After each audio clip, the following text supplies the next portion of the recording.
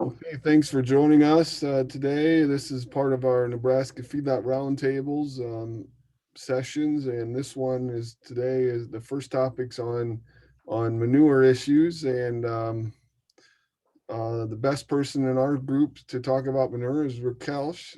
He's done a lot of work focused on manure and nutrient management, but they actually have done some interesting things trying to get a feel from crop consultants and producers on what are some barriers to using manure, which so Rick's going to give a general overview of some of those perceptions and talk us through what are issues on getting manure moved and used correctly. So Rick, I'll turn it over to you. Thanks for doing it. Okay. Well, good afternoon, everybody. Glad to have a chance to share a few things with you about the very interesting topic of manure today, I guess you would say. And we're going to talk about it from a perspective of perceptions of manure's benefits and barriers. I think as we think about how we're going to utilize manure, we always need to think, how do we weight things more towards the benefit side, and how do we minimize those barriers? So hope to share a few thoughts with you this afternoon. I've dropped into the chat box links to the PowerPoint if you would like to have that instead of taking any notes today. So you're welcome to that. Then there is also an activities that I hope that you'll participate in with me. And a couple of the skills that I'm hoping you might take away from this would be a little bit more evident if you printed out that activities document. So hopefully you can see those in the chat box, and I'll just put them up there one more time in case hopefully everybody can now. I would encourage you as we go through the discussion today, please feel free to speak up at any time. If you got a question, welcome to come on and interrupt me and share that question. Or if you want to type it in the chat box, I'll do my best to be watching that, and we'll take those questions as they come up. So please, if we can make this interactive in any way, please do that. We'll be doing a couple of things that are hopefully a little more interactive than just listening to me today. So hope you'll join in on that. All right, let's go ahead and get started here. I'd also like to recognize my colleague, Amy Schmidt. She and I have been working together on these issues for a number of years. And she and I were involved in this national survey on the perceptions of manure's benefits and barriers. Pretty basic what we're going to try to accomplish. You can see those popping up on your screen. Again, as I stated earlier, we're hoping to see what we can do to help you weight manure more towards the benefit side of this equation. We're going to be doing some polls. I'd like to get your feedback. So if you pull out your cell phone and open up a browser window, or you can do this on a computer as well if you got another screen to bring that up, and type into that browser the term Slido, Slido.com, probably the quickest way to get into it, Slido.com, or there's another URL there if you want to use that, and see if you can't get to that opening page. And once you're there, in order to answer some of the survey questions, you'll, to watch those as they pop up, type in the word round where it says join a meeting. So give everybody a chance to get in there, open that up. So open your browser, type Slido, Slido.com, and where it asks you to join a meeting, type in the word round. If you're running into any problems with that, speak up or make mention of the challenge you're encountering in the chat box. If you don't know where the chat box is, you should be able to go to the bottom of the window, and it exposes a number of icons, and one of them is labeled as chat. People able to get into it? There's also a reactions button. If you get into it, you can do a thumbs up or something like that. So I know if people are getting in there.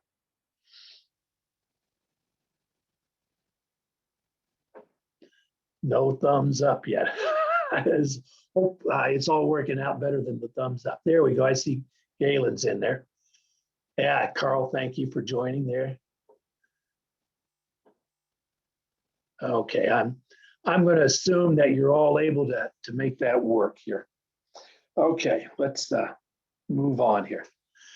So I'm going to share some characteristics of manure, and I'd like you to answer them relative. Are they a benefit or are they a harm? And I'm going to slip out of the PowerPoint for just a second and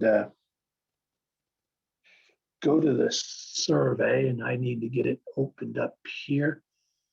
So the first, oops, okay, yeah.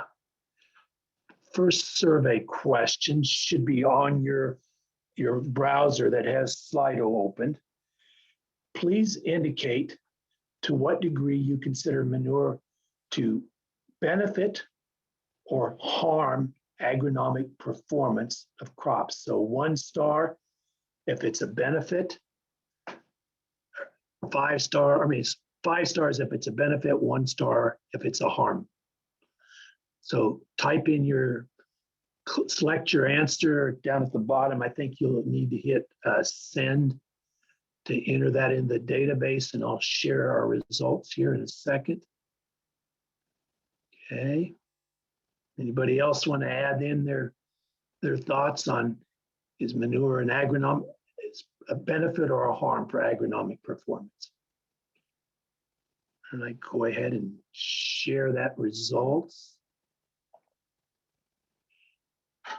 Looks like almost all of you believe that it was fairly beneficial, and all of us are on the benefit side of it. None of us showing it on the harm side. Okay, so let's continue this. Second question, same question, but related to soil quality or soil health. Does manure benefit or harm soil quality or soil health?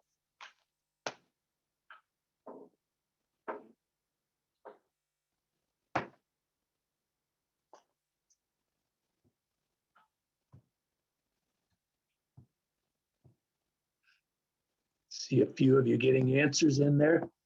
I think we've had some that have shown up here just a little bit on the later side.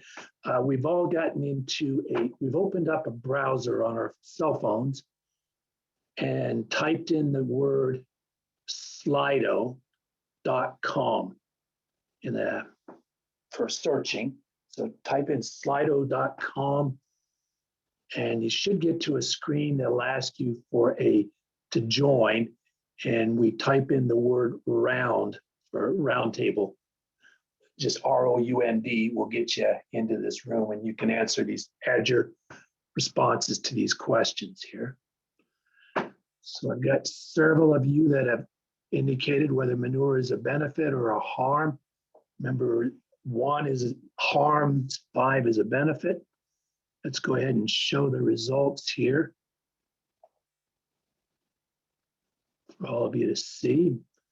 Everybody is again on the benefit side, and more of you on the strongly favor the idea that it's beneficial. So most of us see manure as having agronomic benefits as well as soil quality benefits. I'm going to ask you to answer one more question here. Please indicate the degree to which you believe manure is a benefit or a harm to water quality. Does manure benefit or harm water quality? Drop your thoughts in there.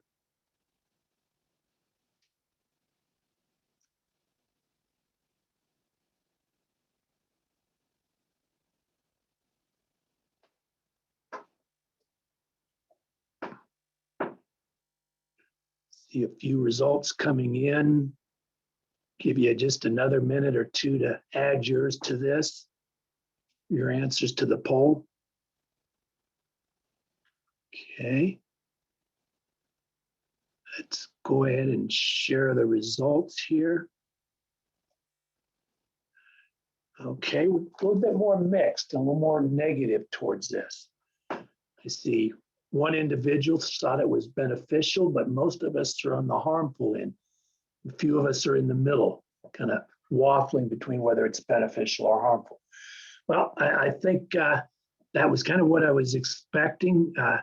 Historically, we have been managing manure, thinking of it as a risk to the environment and dealing with regulations and changes in our practices in order to prevent it from becoming a water quality problem. But by the end of this discussion today, I hope you will all be thinking I ought to be placing 4 or 5 stars on the answer to this question. And we'll come back to that here in a little bit. Okay, I'm going to go back to the PowerPoint. And what I'm going to do is share some results of a nationwide survey. And I think I just picked the responses out from the High Plains. So this is what some of your peers answered. And it actually got asked in 5 ways. How does it affect soil fertility and nutrition? Soil physical and biological characteristics. And if you'll notice, the blue is beneficial. Blue is very beneficial. Green is slightly beneficial. So most everybody thought those characteristics were beneficial from a perspective of manure. Changes in crop yield, maybe a little less positive, but still pretty positive in terms of manure's ability to improve crop yield. And then the last one is relative to water quality, somewhat like the answers that you shared, kind of a mixed bag that we see in terms of water quality and our responses. Overall, this survey was maybe a little bit more positive than we were in our own responses today. Okay, well, there was no right answers here, but as I shared earlier, I'd like us to begin thinking about how we can utilize manure in ways that actually will improve water quality. So that's one change I hope we can get to. All right, as we begin talking about manure and its ability to provide benefits to our farm, to our rural communities, there's a story I like to share. I'm not going to vouch for the truth of this story, but I think it's something that maybe will help you remember the benefits of manure. This relates to earlier times, the 16th and 1700s in European countries. Manure was actually shipped on a pretty large scale from one country to another or one region to another. And a lot of that shipping was occurring by ship over the water. They encountered one problem with that means of moving manure to where it had greater benefit. And that was the fact that some of those ships leaked a little bit. And so manure setting down in the holds of these wooden ships, water soaking into where the manure was.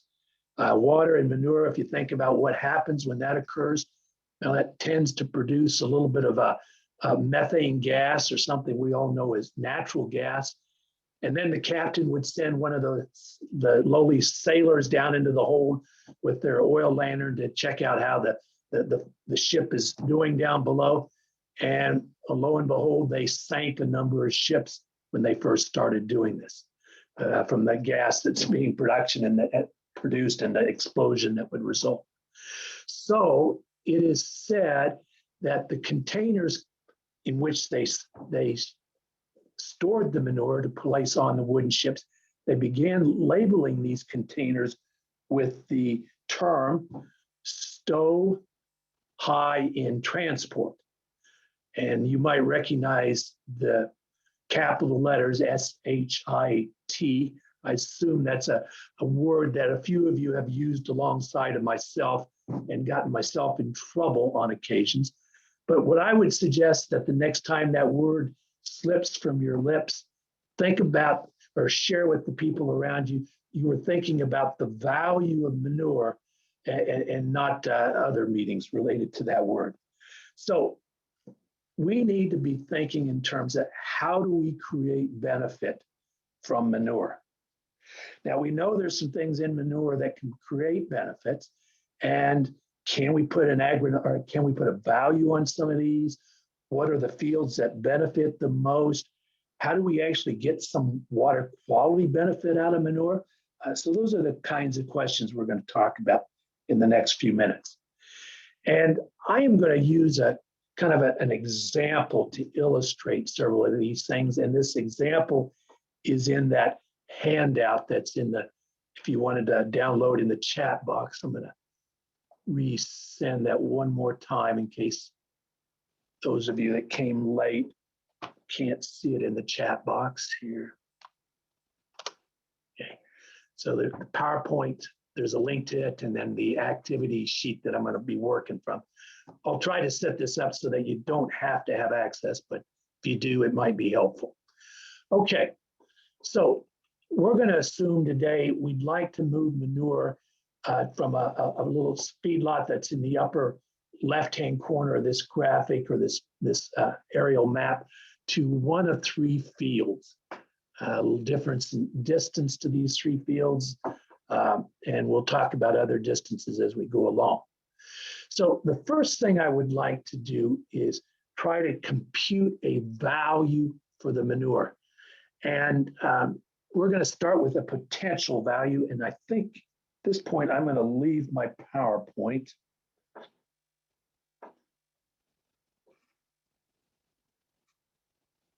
And I'm going to go to that handout that you might have downloaded. And you can see that same aerial map on the second page. And I'm going to pull up a calculator for estimating the potential value of manure. And we're not going to work our way through it. This is one that's already been filled out. I just want to share with you some results, and we'll use those results. I assume that if you thought there would be value in this for your operation, you can go to that spreadsheet. There's a link at the top of that worksheet, that page, and I'll let you figure out how to use it on your own. But we're going to do things such as we'll take a manure analysis. We do a little writing on here, and we'll put the results of our manure analysis into those blue cells that you see. All the blue cells are the ones that we need to fill in. We're going to be doing this for an example today of a corn crop, 220 bushel. And I'm not going to walk filling this whole thing out for just a time's sake today. One thing I'll mention here, you can put in the value of the nutrients. I assume for today, 40 cents a pound for nitrogen, roughly the same price for a pound of phosphate fertilizer, and a 30 cents a pound for potassium based fertilizer. And for the assumptions I have made, we're putting on a rate of 20 ton per acre here. We get all down through the calculations. We come up with these values for individual nutrients. So let's see if we can get both the heading of those. Well, I see I partially covered those up. The nitrogen, the total nitrogen value is $59. The phosphorus value is 161, the potassium 53, and then you can sulfur and zinc are the final columns. I also put in an assumption that we might be able to increase yields. I said we'll increase it by about 10 bushel this year, $40 value there, and the total potential value is here, $351 per acre. Now, recognize that as potential. And your challenge, if you want to gain value from animal manure, is how do you match this manure with the field that's going to give you the greatest value? So the first thing let's do, we're going to try to do that on an agronomic basis, trying to utilize these nutrients. And then we'll talk about it from a soil health perspective in a few minutes down the road. Okay, I'm on the next page. And if you didn't print out those handouts, you can see it here on my screen. In the upper left-hand corner of this page, I've put in parts of a soil test from, in this case, from Midwest Labs, one of our labs here in Nebraska. And I put it in the results for 3 fields. This is actually 3 fields from a feedlot here in Nebraska. The owners shared their results with my students, and we use this in our class this year. So here's the Vaughn site, the North Tillers, and the South Tillers site. And what we need to do is decide for each of the nutrients is the potential value for the nutrient. Is it going to be something I want to include in our true value for this individual field? Okay, all 3 of these fields are going to raise 220 bushel corn. Should I give value to the nitrogen in this field? And if you want to respond to that question, go to the reactions and give me a thumbs up or a clap or something like that, and expose that reactions button and just taking your cursor down to the bottom of your screen. Okay, I see some thumbs up. Don't see any thumbs down. So I would agree with you. We're going to give value, and I think that value was $59 for all 3 fields. Okay. Now let's move over to phosphorus, and I'm going to get a little different value for each, or different response for each field. The soil test for phosphorus is the first piece of information I need. See that in this column right here. And I'm going to compare those values against a graphic kind of in the lower left-hand corner of our screen right here. And on the horizontal axis, we have the Bray soil test levels. So you can see the numbers going from 1 to 37, and they could go on higher than that, but that's what we'll show. And on the vertical axis is there phosphorus being recommended for this field. So if I were to pick, if we had got the value back in a corn rotation of 13 part per million, it's recommending that we apply 50 pounds of phosphorus as P2O5. So we get value this year anytime we see soil test between 0 and it begins to dissipate once we get into the low 20s. Now, while we're still in the 20s for that soil test, I would say maybe there's not value this year, but there's likely to be value in the next year or 2. So I might still give that value to this site and to the manure we apply to this site, even if I don't get it this year. And as I get further and further out in terms of a higher soil test, that value is going to diminish, and eventually I'm not going to give it to that field. So for the Vaughn site, take a look at the soil P levels. Give me a thumbs up or a thumbs down. Do we want to give value to that phosphorus?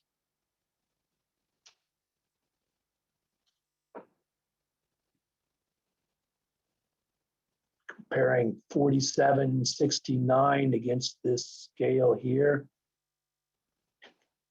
I'm guessing that I'm going to be off this scale. It might be multiple years before I would get any of that value if I applied manure to that field. So if I'm trying to, get a return on this manure in the next few years, I might pencil this in as a 0. Yeah, if you've got patience, more patience than I do, I guess you could give it value, but because I'm an impatient person, I want that value in the next few years. So I'm going to give it a 0. Now, for the North Tiller site, take a look at our soil P levels. compare them to that threshold of where that value begins to disappear. Thumbs up or thumbs down? You want me to give value to the North Tiller site? Help me out here with this.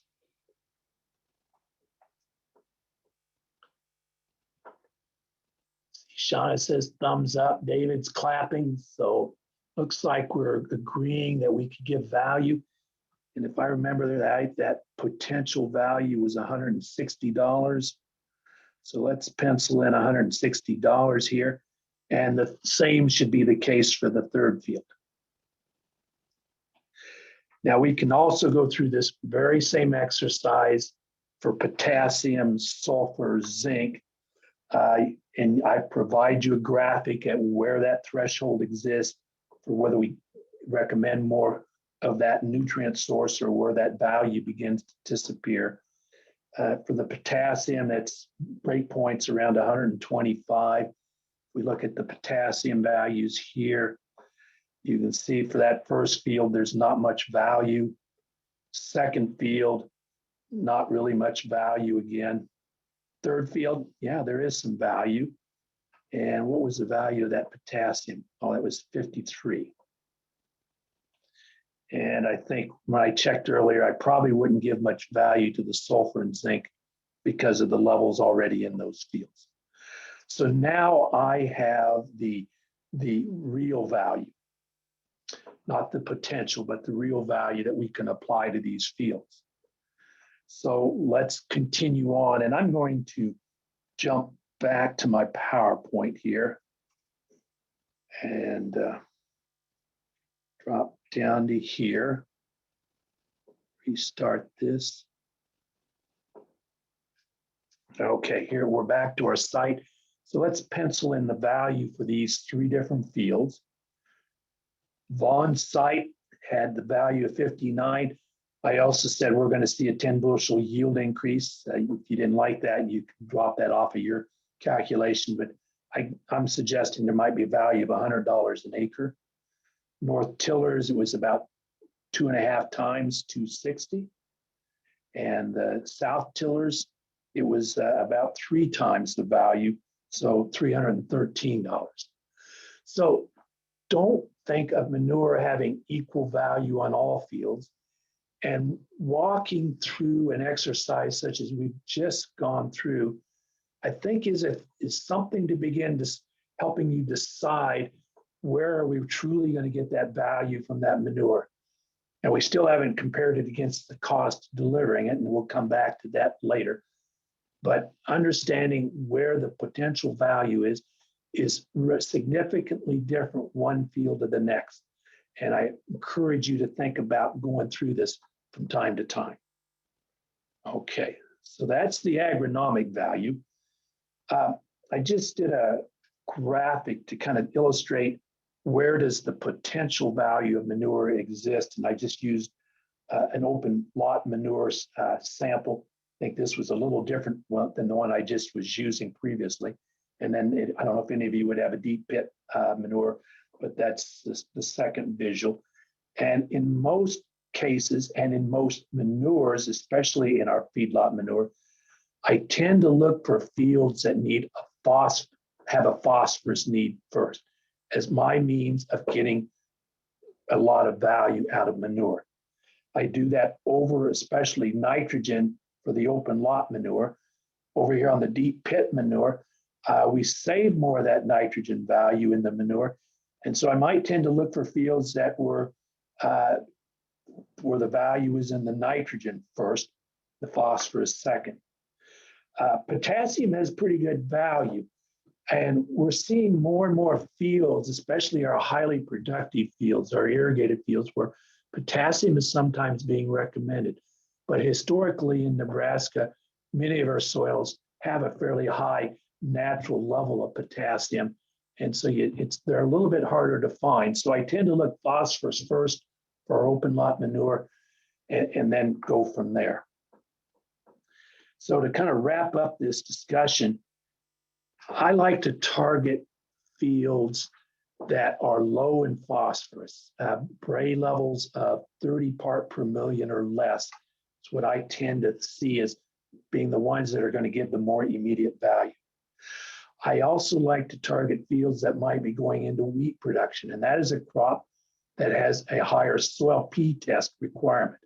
So if we need to build soil P levels, manure on fields going into wheat is a great way to go. And maybe you have some fields where there is a higher uptake of phosphorus, and corn silage, irrigated alfalfa might be good examples of that. The one thing I think you ought to always be cautious of is, especially with our open lot manures, when we apply manure to meet maybe half to all of the nitrogen need, we're probably applying multiple years of phosphorus. And so really to continue to get the value out of that phosphorus, I need to be watching that soil P level and not reapplying to that same field until I get back down in that 30 part per million or less range. So that's how I encourage people to get the greatest value from their animal manure. After that, we might be looking at potassium. We might be looking at nitrogen, especially our slurry manures, as adding some additional value. Okay. Any questions or comments anybody want to share with me? Okay. And we will continue on. All of you answered that you thought there was value to the manure from a soil health perspective. And I fully agree with that. In fact, I think it's probably one of our greater values. It's just very difficult to put a dollar and cent sign to. But I think there is real value in anything we can do to continue to improve our soil's physical and biological properties. And manure is probably one of the best tools. We hear a lot about cover crops, but it's hard to compare one tool versus another. But I think we can see some very immediate benefits to soil health from manure that we don't often see with cover crops. And I see Mary's on now. She'll probably be starting to throw some things at me, so I need to be a little bit careful here. Okay. All right, let me just mention it. One of those values of that organic matter in manure to soils. Manure is a source of a tremendous source of calories and nutrients for the soil microbial activity. And so when manure is applied, the very first thing that happens in very quick order is the microbial activity speeds up dramatically. I kind of say it's something similar to taking my teenage grandkids to the Valentino's buffet. Those calories at Valentino's buffet just drive them crazy, make them go like crazy.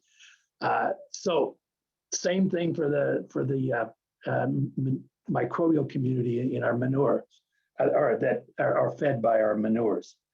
Now, what results from that? The soil microbes produce these polysaccharides, or I'll just call them soil glues. And they are very important for creating what we call soil aggregates, taking the fine particles, and especially in our medium and heavier texture soils, and creating large particles. And what that produces is greater infiltration of moisture, quicker infiltration, less runoff from a field, less erosion from these fields. And if this was a field that was exposed to wind erosion, those aggregates are very valuable for reducing wind erosion. So that's the process that has an immediate value. There's been a fair amount of research in defining that value that Charles Wortman and Charles Shapiro, a couple faculty members that have retired here at UNL, have done over the years. Just remind you, a quick reminder of some of the research. One of the first things those two gentlemen learned is that the aggregates that we would like to see formed within about 2 weeks, or in the first 2 weeks after manure was applied. So it's a very short-term benefit to soil health. Those aggregates also persisted throughout the cropping season. And this was one of their findings in one of their research efforts. Then Charles Wortman returned and did this over an 8-year period on the same sites. in which he collected all of the runoff and the erosion from these sites, compared it, and you can see all the replications he has set up here. And just want to share the kind of the conclusions of that research. This shares, and this, he was applying composted feedlot manure. He applied it for 3 years in a row at these sites. And the average difference for the composted site versus just a commercially fertilized sites in terms of runoff volume, you can see there was, on an annual basis, there was about a 2-inch difference in terms of runoff. It was about a third of what it was for the non-composted. The sediment or the soil loss was about a third of for the composted site as it was for the non-composted site. So that's fairly significant. What's 2 inches less runoff or 2 inches more water in your soil profile worth? Some years, maybe not much. Other years, that could be quite valuable. Okay, so one of the benefits that they saw during the years in which they applied that compost. The second thing that they found is that there was a residual effect. So from 2000 on, no manure was applied to this same site, and they monitored that runoff and that erosion from 2002 to 2006. And you can see the residual benefit of manure for multiple years into the future. So those aggregates still hung in there into the future. One of the other things they learned in doing this work is that all manures seem to create this aggregates in roughly the same way. So it's just a matter of providing a food source for the bacteria in the soil that produce these advantages. So which fields receive the most value from this? And I'm going to share just some results. I had a chance to sit down a few years ago with a group of crop producers, not livestock producers, that were using manures, and they were sharing which fields they were targeting. And here's the answers that I tend to really agree with them on. Our finer texture soils tend to see a very immediate benefit, especially in terms of reducing runoff, reducing erosion. Our lower organic soils, are soils that have received tillage over time, probably are going to receive the greatest benefit. Fields that you notice experiencing crusting after a rainfall, fields that tend to have a low biological activity, possibly note that by a lack of earthworms, would be fields that you would want to target for manure. And fields that experience ponding and drown out areas. I'll never forget a farmer that sat next to a dairy farm that was trading manure and corn silage, was sharing the first fields he would always target were the fields that had drown out areas, and he would indicate they disappeared the first year after putting manure on. So some examples of fields that benefit the most from soil or from manure. All right. And I suggested to you, although we kind of disagreed in the survey, that there is a water quality benefit. Let me share with you my logic why this is. And I'm hoping these are some messages. I know these are not benefits that you see for your own farm. There's no dollar value. May or may not be much benefit in terms of your farm. But this is a community benefit. This is a neighborhood benefit. And this is some stories I think we need to be telling some of our neighbors. First of all, we've already seen that there's a benefit to soil quality, less erosion, less runoff. So in many ways, when you see soil quality benefits, you're also seeing water quality benefits. So don't forget that aspect of manure's value.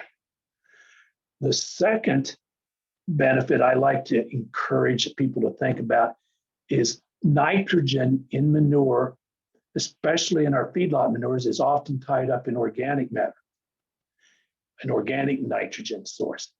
this is Mother Nature's slow release form of nitrogen. This is a form of nitrogen that really doesn't become available to the crop until June, July, August, at the same time that those high producing hybrids we have now are really sucking up the nitrogen most rapidly. So it matches manures, especially our high organic nitrogen manures, match the timing of nitrogen requirements of our modern hybrids. So our farms that are commercially fertilizing are sometimes buying these nitrogen inhibitors so that they can release that nitrogen in June, July, August. We have that built into our manures already. And the last thing, and I think the most important message to share with your neighbors, is we all know that recycling, whether it's nutrients, it's aluminum, it's cardboard, has a benefit to the environment. And you folks have been the original recyclers. Sometimes we forget about that. But that manure that these animals are producing is being recycled to these crop fields out here, recycled the nitrogen, the phosphorus, the carbon. We capture those nutrients, bring it back to the animals as animal feed. And there's our loop, there's our recycling loop. And anytime we can recycle locally available nutrients over importing nutrients from outside the region, our water quality benefits within our watersheds here in Nebraska. One of the fundamental principles of protecting water quality is based upon recycling nutrients, whether that's nitrogen from manure, nitrogen that's in the groundwater that we pump through our irrigation system, nitrogen that gets fixed by a legume crop. Anytime we can recycle those over putting additional commercial fertilizer into our watershed, that is always a water quality benefit. And this is a story that is not understood by many of our suburban and urban neighbors. So one that I hope you'll begin sharing.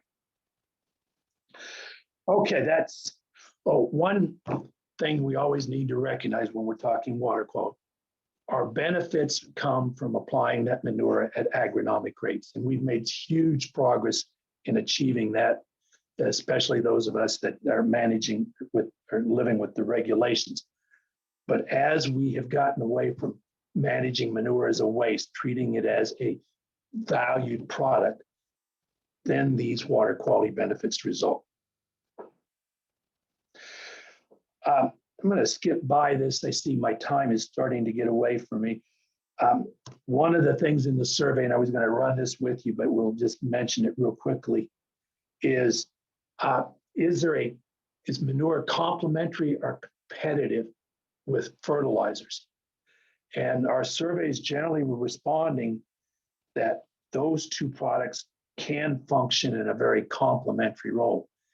In fact, I encourage you, especially if you're using it on your own property and you're trying to get the value out, or if you're trying to market this to a neighbor, if we can create a complementary role for manure and fertilizer, that's when we'll get the greatest value as well. Let me just say one thing about this here.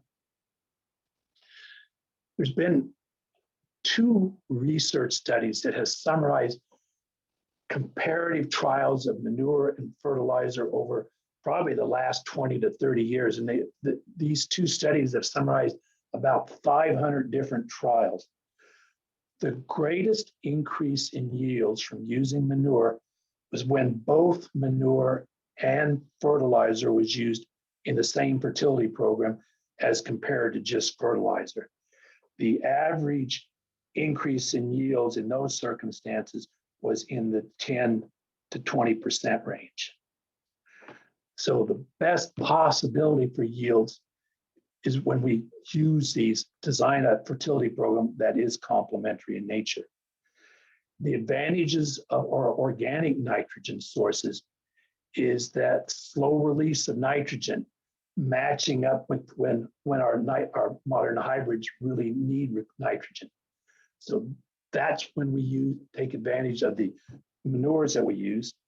The advantages to the fertilizer, to our commercial fertilizers, is that it's a nitrogen source that's available in the early spring. So it gives that early spring vigor to our crops. And it's also a little bit more predictable of a nitrogen source. So we're increasingly seeing even some of our co-ops begin to design fertility programs where our ammonium fertilizers and our organic fertilizers are being used in a complementary role. So I encourage you to think about this with those of you that if you work with your agronomy community, think about how you can design programs that take advantage of both of those, the benefits of both of those products. Okay, didn't want to open that up yet. I want to skip to our Slido poll. So if you open up your phone again, and I'm going to bring up a new poll, we're going to spend a little time on barriers. And let me see here.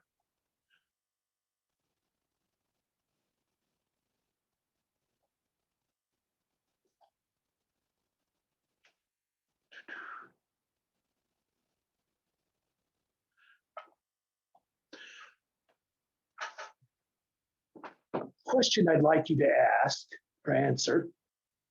I've listed about a dozen different potential challenges to using manure in a cropping system. I'd like you to identify your top 3 that are barriers to using manure in crop fertility programs. What are the ones that give you the most hassle in saying I would prefer to use fertilizer here over manure? So what are those challenges that become barriers? Look down through that long list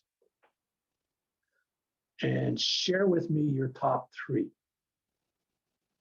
Everybody get back into Slido, and takes you a minute, I know, to read through those ideas. See, some results are starting to come in. Thank you. If you don't see your biggest barrier, drop a note in the chat box.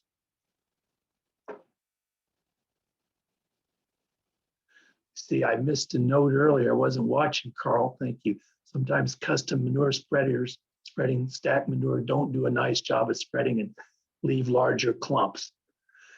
You make an excellent point. If we're managing manure for its value, we've got to treat it as a fertilizer. And applicators, custom or not, if they're not treating or uniformly applying that product, we're not managing it for its value. Yeah, so you're totally agree with you, Carl. That ought to be maybe one of our barriers that we show up here. And I think poor uniformity of applications up there. So I see we've got several responses. Anybody else want to add theirs in here? Remember, type it in, and then down at the bottom you hit submit, and I'm going to go ahead and show the results, and you can continue to add yours in. Cost of manure coming out number 1 today. Weed seed. Field conditions such as snow, wet conditions. I guess we'd all be quite aware of that right now. Time and labor requirements.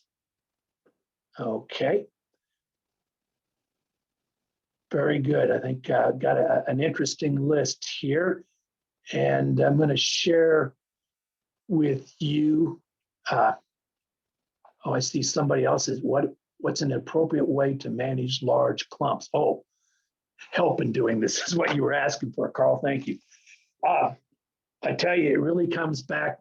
There's a couple things we can do. The application equipment. Some of these applicators with our dry manures that have these vertical bars that are slicing up the manure, I think, do a better job of pulverizing. But the applicator at the back end and their ability to pulverize that manure is pretty important. The timing of when you harvest it has a lot to do with this. If you're harvesting large clumps frozen manure and trying, it's hard to break up later. So think about when you're harvesting. If this is a real concern, I might even consider things like composting manure as it means breaking those down. So it would be a few things I would think of, but our equipment today, as I see, is getting a lot better for more uniformly applying that product and hopefully better breaking up some of those clumps. Okay, I'm gonna go back to my slides here. Here's the results. This is all 900 surveyed from across the country. And whether we ask this from the advisors, the crop farmers, or the livestock farmers, their top concerns were all very similar. Transportation, which matched up with yours. Odors, which I didn't see any in our group that answered today. And timeliness of application, I think, was kind of in the middle of our list of the answers you supplied. Field conditions limiting application, that was number 2 on yours. It was number 2 to 4. So again, near the top. Well, we're not going to provide solutions to all these today. I'm going to talk just briefly about a couple of these. But what I think you need to do is identify for your farm your top 2, 3, 4 concerns and identify some strategies for trying to get those barriers out of the barrier column. What can you do so that they're not preventing manure being used in some fields? I'm going to take the cost issue, and the second I'm going to take the odor issue with just a few minutes here and wrap this up. Let's take the cost issue. And I'm going to just use what's the cost of going a mile to the Vaughn field versus about 3 miles over here to the tiller sites. You all have different costs in transporting manure. These are some numbers that were used by Sechi Agri-Services and paying the contractors that they hired for 2020. And I'm just going to use this for this example here. The application cost here, which will be the same for all 3 of those fields, is running about $4 a ton for a $20 a ton per acre application rate. So we have a cost of $80 per acre. My transportation cost for a mile would be about just a little over $2 a ton, $45 an acre. And if I wanted to go out 3, 4 miles, looks like we're in the $60 an acre. So I take those numbers, I go back to this graphic. Let's add those in. So the Vaughn site, my cost actually exceed my value. On the North Tiller site, looks like I'm going to get some value if I'm willing to haul that extra couple of miles, and even greater value to be gained from the South Tiller site. Now, you're going to get different answers for your own situation, your own cost, but I really encourage you to make this kind of a comparison and really see which fields offer you the greatest value. And sometimes I think we're finding quite different answers to this. If you might do me a favor here, open up the chat box, and I'd like you just to type in how far you think you can afford to transport manure today and still feel like you got some reasonable value out of that manure. How far are you transporting manure to get the value out of your manure? Type in a number in 5 miles. Thank you. Jehu, I'm sorry if I hurt that or did that back. Carl goes half a mile. Others, now some of us don't have to go as far because of size and access to land, but some of us get stuck going further. We have a couple of organizations in this state that do a lot of brokering of manure to crop farmers. they're finding with the feedlot manure, they're sharing with me that they often can haul manure 10, maybe even up to 20 miles in some circumstances and make this pay.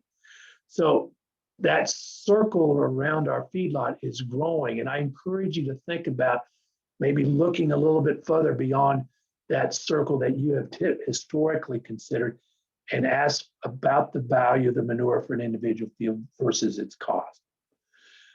I wanted just to share one quick tool on odor-related issues. Strategies for managing odors can be important. A couple of strategies we have, if we can move manure into the soil provides a great aerobic environment for stabilizing odors. It also provides an excellent filter. Some of us like that residue that sits on top of the soil and don't want to give that up. So for those of us that need to surface apply manure and save that residue, I'd like you to think briefly in terms of selecting fields based upon odor risk. And let me just share briefly how that is done. Odor travels very similar to smoke. So what is the condition that the atmospheric condition on the day where you see that smoke rising and dispersing up and diluting out away from our neighbors being exposed to it versus what is the condition that causes smoke to travel horizontally and possibly impact neighbors?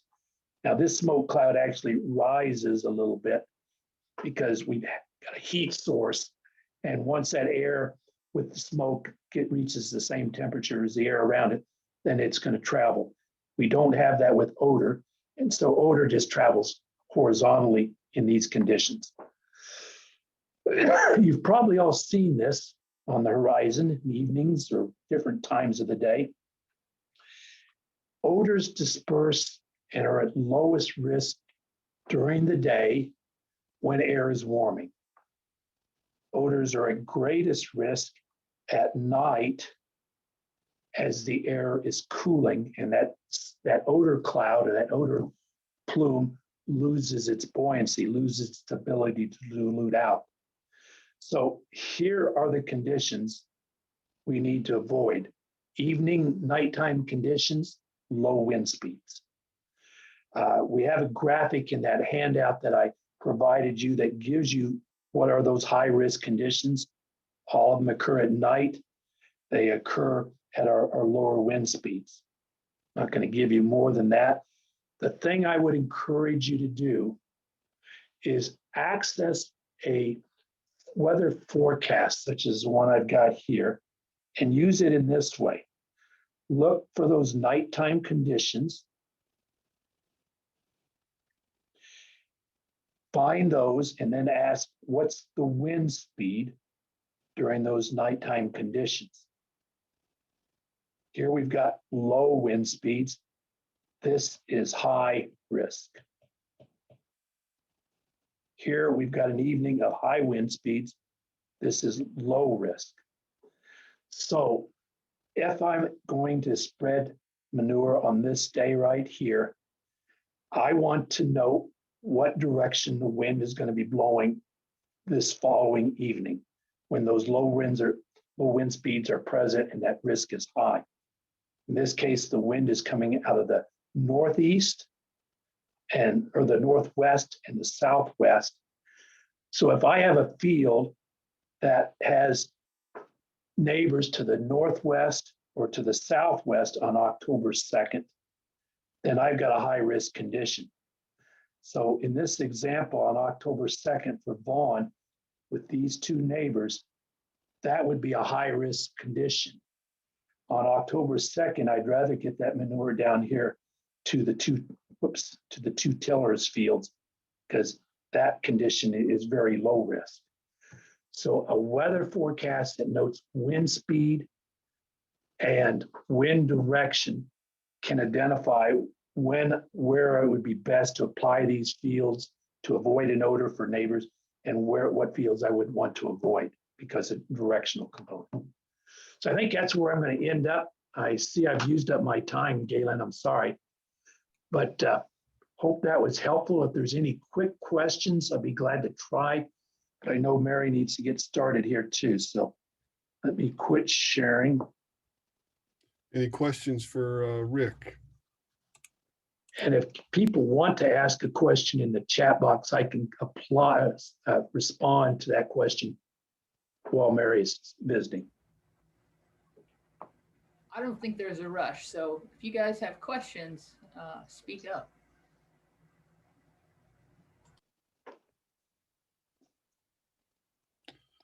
Rick, what we talked about the yield response and all of the positive attributes. I guess if there's still a challenge on, here's my question: is the challenge moving manure, or is the challenge getting paid for manure if you're trying to spread on your neighbor's fields, for example? And how do you overcome some of those, I guess, proving value rather than perception of value? Does that make sense what I'm asking? I think so. Like the yield response and things that they could use to help with their neighbors. Yeah. Well, I think the things we went through, what's the value to an individual field? What's the soil health value? And